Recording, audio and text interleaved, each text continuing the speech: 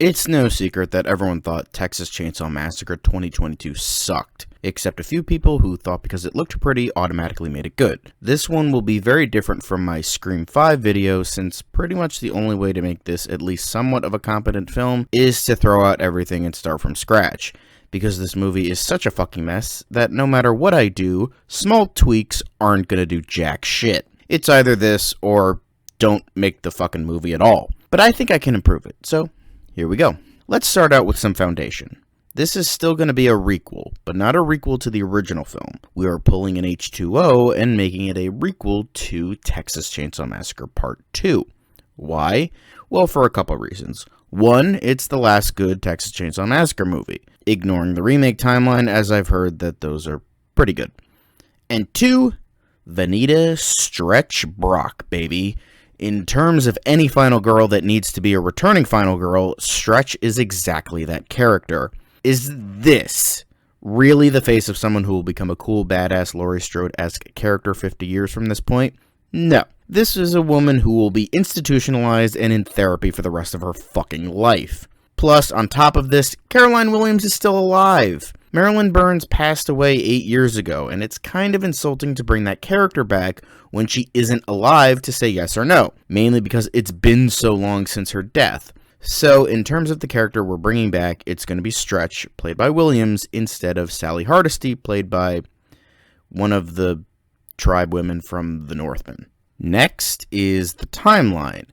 Obviously, the first and second films are canon, but I am also going to make All-American Massacre canon, because that was really the Texas Chainsaw Massacre movie we deserved for years, but didn't get. Might as well make it canon, with one worry I have for it, but we'll get there when we get there. Next is obviously the cast and story. I'm not going to be naming specific people for the roles with the exception of some of the known people coming back. I will, however, state that the only person I am bringing in from the actual Texas Chainsaw Massacre movie we got is Elsie Fisher, because she is actually really talented and just sort of stuck in a shitty movie with shitty writing and direction. Now for the story, the thing you've all been waiting for.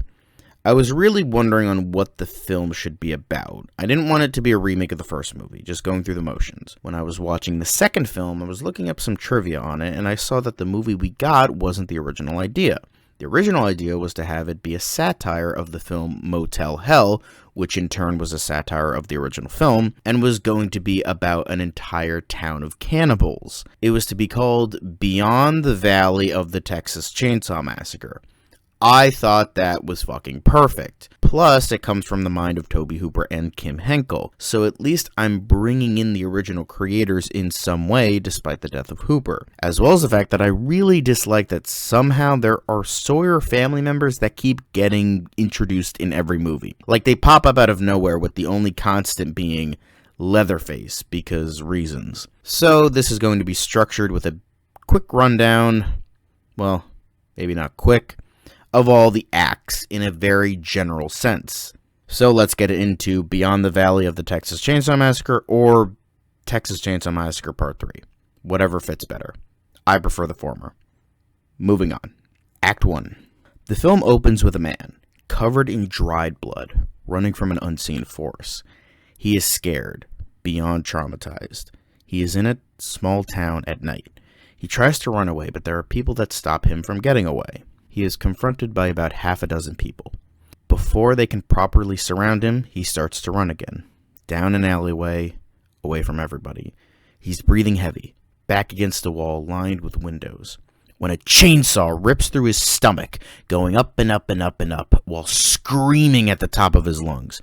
Eventually, the chainsaw rips through his head, and the man is dead. That's when Leatherface breaks through the wall, slashes at the screen, and we get the title. So, this opening scene pretty much sets up the tone of the movie. While still holding on to its disturbing roots, it still has a sense of ridiculousness with a bit of camp. What I have in mind is that the two films' tones are going to tie together in perfect harmony. But let's move on to the rest of Act 1. We then cut to 4 people in their early 20s with the exception of Elsie Fisher's character, who will be 18. Lila, Catherine, Rich, and Dante. They would be aged 18 to 21 years old. It's the summer. and they're going from place to place, getting involved in extreme tourism, going to mountains, jungles, deserts, and that sort of thing. After going to the city of Pripyat, home of the famous Chernobyl disaster, they ultimately decide to start going to ghost towns back in the States.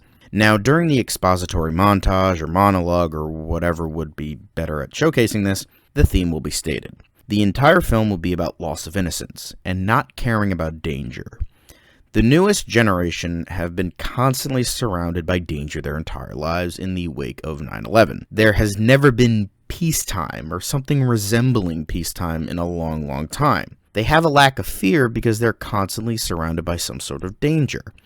Most bury it in steeps of ironic memes, Gen Z, I'm looking at you, but these four go from location to location, putting their lives on the line to possibly just feel something more. It's about society's lack of fear for an oncoming conflict. This was commented on in Halloween 2018 when a character balked at the idea of a serial killer killing only 3 people, since shootings have become part of everyday life. I feel they tried to do this in the actual film, but it came off as really half-baked and ultimately making little sense with confusion in its message. It will also be more of a subtle commentary on stupid characters in slasher films. These characters are clearly smart, but they just throw caution to the wind due to their lack of fear, to the point where they don't care about their own safety. It'll also kind of be instilling that very real fear in newer generations. So the setup will be characters recently coming back from a ghost town and their intrigue with how, quote-unquote, the towns died, and a desire to see more of them. When looking for another place to go, they come across a tour guide named Ruth. She tells them of a small ghost town that is haunted and that she'll take them there. While the group thinks about it and wonders if it will be a trap, they ultimately decide to go anyway. Meanwhile, on a TV somewhere, the guy from the beginning, who turns out to be a son from a big CEO, is declared missing in the Texas wilderness. The person watching the TV is none other than Stretch from Texas Chainsaw Massacre Part 2. She ultimately decides to get into her car, knowing what the threat is, but while driving there, she hesitates and pulls over. Back to the group, it's now nighttime, and the guide is explaining the town while the group gets excited. They get a flat tire near the edge of the town, and while they get out to help replace the tire, Catherine is kidnapped by an unseen force. Lila, Rich, Dante, and Ruth talk about if they should help her or get the police. But since they're in the middle of buttfuck nowhere, they ultimately decide to trek into the ghost town to see if anybody can help them, possibly squatters.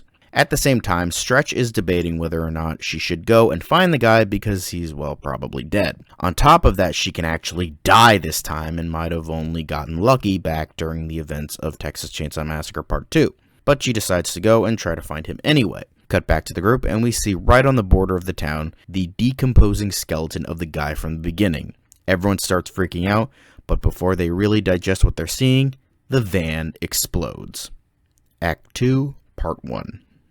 Now we cut back to Stretch, who is driving over there. Similar to Lefty in Texas Chainsaw Massacre 2, she does some investigating while driving over there. I'd also like to point out that she still lives in Texas, even though it wouldn't make much sense. It's just easier to have her be in Texas. Anyway, cut back to the group. They're starting to freak out and have no idea what to do. They can't leave because the van is destroyed, and walking back at night would be suicide. Hell, walking back in general would be suicide. The, main guy in Rich ultimately decides to just hide away until morning, and the group claims that that's the best course of action. At the same time, they hear people sneaking and walking about and hide away in some grocery store-like building. At the same time, Stretch is chatting with the authorities and various strangers, strange being the operative word here, about the missing guy, and the closer and closer she gets to the location, the weirder things and the people get. Like, she notices people aren't telling her everything, people are hush-hush about the guy. Even the police claim that he never existed and it was all just a hoax and that sort of thing. In the town, the group are trying to get some sleep and notice that in the grocery store area that a lot of food is still there. Expired, but still there. They then hear some strange noises from outside, and some weird-looking people then barge in and start attacking them. Maybe about 4 or 5 people. While our main group can't fight, they try to hold their own as much as possible. Then we get into a chase around the town while ramping up the tension. Cut back to Stretch, who then finds out from someone about the tour guide and our main group. She ekes out the info from them, and she starts heading in their direction. The chase in the town results in the death of Dante, and he gets carted off by the weird-looking people. Rich, Ruth, and Lila are too scared to actually try to fight them again or follow them. We then cut to a different place, almost a town hall of sorts. We then see this giant and ridiculous throne made of bones and skulls, and sitting at the very top is Chop Top, still very much alive. Pausing a bit here, but this is why I made All American Massacre canon, because in that film, it shows Chop Top alive in prison and he eventually escapes. So I thought it made sense to have that be canon. However, the worry I have is that he would die at the end of the film, and I couldn't find any info pertaining to any sort of ending. So if he does, then it isn't canon or it's a retcon. But going back to the film, he then sends Leatherface, who Chop Top calls Bubba, much like in Texas Chainsaw Massacre 2, after the group. Act 2, Part 2.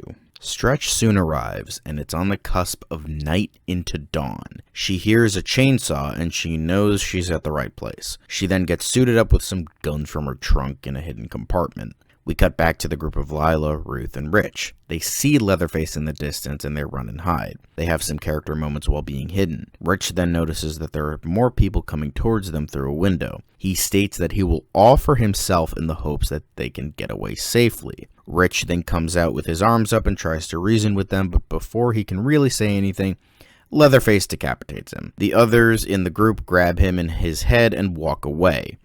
There's a tense scene with Leatherface looking for them, but they are luckily not found. He decides to head back to where the others were going, and Lila and Ruth decide to follow him because hopefully that's where they can find Catherine. He doesn't notice them because he's, well, an idiot. They enter this underground bunker and find Catherine.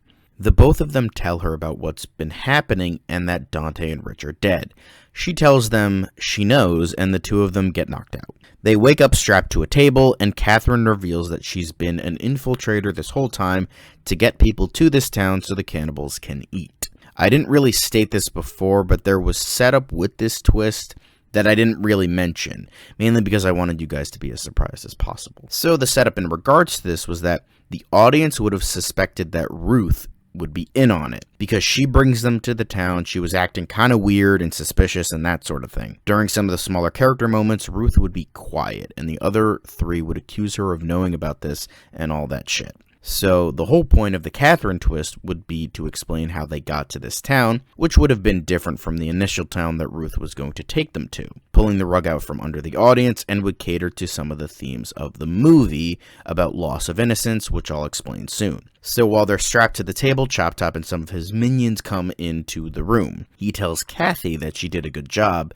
and it's revealed in this interaction that she is his kid. Meanwhile, Stretch is going through the town and killing tons of cannibals. There are a couple points where she almost gets caught, but she soon kills them. Before a couple of them die, she tries to ask where Chop Top is, but they either die soon after or they don't give up where he is. Cut back to Lila and Ruth, and they're witnessing the dissection of Dante and Rich with magnificent skill by Chop Top, who is telling them about what has happened since the events of All American Massacre, if he does live, that is. If he doesn't, it could just be the events of Texas Chainsaw Massacre 2, incorporating aspects of All American Massacre, or retconning it, as I stated. It would pretty much be him finding this abandoned ghost town, setting up shop, and finding crazy degenerates like him to quote-unquote join the family. He eventually has Catherine, and since she was born normal looking, once she became of age, would start kidnapping people and bringing them to the town, which would tie into the theme about not having a real childhood because she had a psychopath for a father and would also be a cannibal, having to be forced into it by him. Surrounded by death all her life and is no longer scared of it, but by taking that extra step into reveling in the terror and danger. During Chop Top's monologue, it's also stated that this version of Leatherface is someone that he simply kidnapped and brainwashed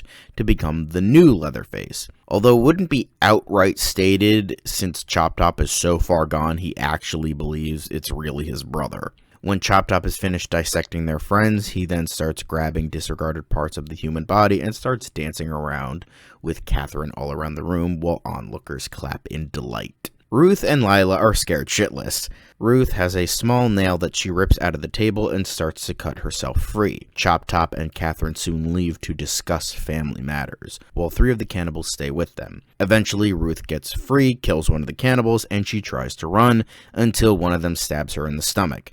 Once she falls to the ground, they start stabbing her multiple times, while Lila looks on in horror. Meanwhile, Stretch is mowing down cannibals left and right. Leatherface meets with Chop Top and the three of them hear the commotion. The three head back and Chop Top is complaining about ruining a good piece of meat. He tells Catherine to keep watch while he, Leatherface, and the other cannibals head up to see what's happening above. Chop Top tells Leatherface to go after whoever is doing this while he checks on the rest of the family. This eventually leads to Stretch meeting Leatherface. She tries to get through to him thinking that it's the same guy. Maybe there would be even a parody of the Sun's Getting Real Low lullaby scene from Age of Ultron. But then she soon realizes that it's not the same Leatherface and kills him, but she sustains some injury from the confrontation. Act 3. Lila is strapped to the table and tries to convince Catherine to let her go, but she's not having it. Lila somehow eventually gets free and the two of them fight. Stretch hears the screaming from the bunker and heads down. Lila beats the ever-loving shit out of Catherine until she stops moving. She then almost gets out of the bunker when she sees Stretch. She throws Lila a shotgun and says, "Use this," and Lila grabs it. She's confused until Catherine comes out of nowhere and they start to fight again. She eventually gets the better of Catherine, sticks the shotgun in her vag, and pulls the trigger, which results in her head blowing off. Stretch is back on the surface, and it's the early hours of the morning. She's dragging Leatherface's dead corpse, and she starts yelling for Chop Top. He eventually notices and comes out and sees Stretch planting Leatherface's body in front of her. Chop Top is distraught. They have a quick back and forth, and we see Lila come up from the bunker. Chop Top orders the family to kill her, and a brawl breaks out. She starts killing the rest of the cannibals in the town. While this is happening, Lila tries to hide and eventually get out of there, but Chop Top finds her and grabs her. He starts teasing her about her friends while holding her hostage. Once Stretch has killed the rest of them, she tries to get him to let her go. But he keeps laughing at Lila until she's had enough and tells him that she killed his daughter. And Chop Top promptly kills her by stabbing her in the throat. Stretch then starts mowing him down with a shotgun and pumping him full of bullets. Limbs start flying off until Chop Top finally falls to the ground. He's still laughing when Stretch is over his body. She says, "Any last words?" And he says, "The saw is and she blows his head off. Then, in the final minutes of the film, she pours gasoline all over the town, as well as finding some explosives in the bunker. She sets them all over town. While doing so, she notices and grabs the dead corpses of Lila and Ruth and wraps them up. She puts them in her trunk. She then lights the town ablaze and gets in her car to leave. The town explodes behind her. While driving away, she states that Lila and Ruth at least will get a proper burial. The last shot is the bodies of Chop Top and Leatherface smolder and burn as the film ends. Okay, that was Beyond the Valley of the Texas Chainsaw Massacre, or Texas Chainsaw Massacre Part 3. Again, I prefer the former. What a ride! But this is how I thought I could improve the film, and honestly, I think I did a pretty good job. But to be fair, it is an excruciatingly low bar. But let me know your thoughts in the comments below and how you could improve Texas Chainsaw Massacre 2022 or even my version. See you for the next installment of Monster Madness 6.